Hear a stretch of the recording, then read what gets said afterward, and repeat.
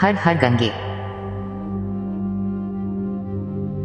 हर वर्ष जेठ माह में गंगा दशहरा का त्योहार मनाया जाता है। शास्त्रों की माने तो जेठ माह के शुक्ल पक्ष की दशमी तिथि पर धरती पर मां गंगा का अवतरण हुआ था, इसलिए इस दिन को गंगा दशहरा के रूप में मनाया जाता है। धार्मिक मान्यता है कि इस शुभ अवसर पर गंगा नदी में स्नान और पूजा करने से जातक को सभी पापों से मुक्ति मिलती है और जीवन में खुशियों का आगमन होता है। आइए जानते हैं कि आकाश से धरती पर मां गंगा का अवतरण कैसे हुआ था। पौराणिक कथा के अनुसार प्राचीन समय में अयोध्या में महाराजा सगर रहते थे। उनके 7,000 पुत्र थे। एक बार राजा ने अश्वमेध यज्ञ का आयोजन किया। ऐसे में इंद्र ने अश्वमेध यज्ञ का घोड़ा चुरा लिया और उसे कपिल मुनि के आश्रम में बांध दिया। इस कारण राजा के अश्वमेध यज्ञ में बाधा आ गई।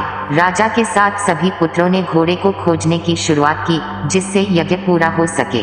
अंत में वे मुनि के आश्रम में पहुंच गए। इस दौरान वहां पर महर्षि कपिल ध्यान अभ्यास कर रहे थे। वहीं घोड़े को बंधा देख उन्हें विश्वास हो गया कि घोड़े की चोरी कपिल ऋषि ने ही की है।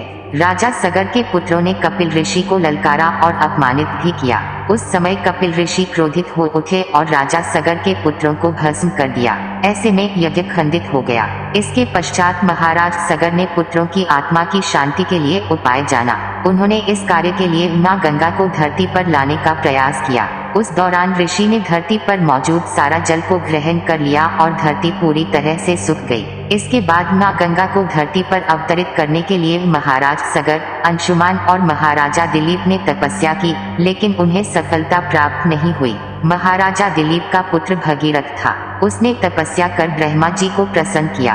भगीरथ के तप से प्रसन्न होकर ब्रह्मा जी ने उनसे वर मांगने को कहा तो भगीरथ ने गंगा की मांग की। इस पर ब्रह्मा जी ने कहा, राजन, तुम गंगा का पृथ्वी पर अवतरण तो चाहते हो, परंतु क्या तुमने पृथ्वी से पूछा है कि वे गंगा के भार तथा वेग को संभाल पाएगी? मेरा विचार है कि गंगा के वेग को संभालने की शक्ति केवल भगवान शंकर में है, इसलिए उचित यह होगा कि गंगा का भार एवं वेग संभालने के लिए भगवान शिव का अनुग्रह प्राप्त कर लिया जाए। महाराज भगीरथ ने वैसे ही किया। उनकी कठोर तपस्या से प्रसन्न होकर ब्रह्मा जी ने गंगा की धारा को अपने कमंडल से छोड़ा। तब भगवान शिव ने गंगा की धारा को अपनी जटाओं में समेटकर जटाएं बांध ली। इसका परिणाम यह हुआ कि गंगा को जटाओं से बाहर निकलने का पथ नहीं मिल सका। अब महाराज भगीरथ को और भी अधिक चिंता हुई। उन्होंने एक बार फिर भगवान शिव की आराधना में घोर तप शुरू किया। तब कहीं भगवान शिव ने गंगा की धारा को मुक्त करने का वरदान दिया। इस प्रकार शिव जी की जटाओं से छूटकर गंगा जी हिमालय की घाटियों में कल कल निनाद करके मैदान की ओर मुड़ी। तब जाकर हजारों सालों से रखी राजा सगर के पुत्रों की अस्थियों का विसर्जन हो पाया और राजा सगर के पुत्रों को मुक्ति मिली। इस प्रकार भगीरथ पृथ्वी पर गंगा का वरण करके बड़े भाग्यशाली हुए। उन्होंने जनमानस को अपने पुण्य से उपकृत कर दिया।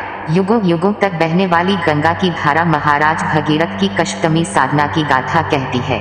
गंगा प्राणी मात्र को जीवनदान ही नहीं देती, मुक्ति भी देती है।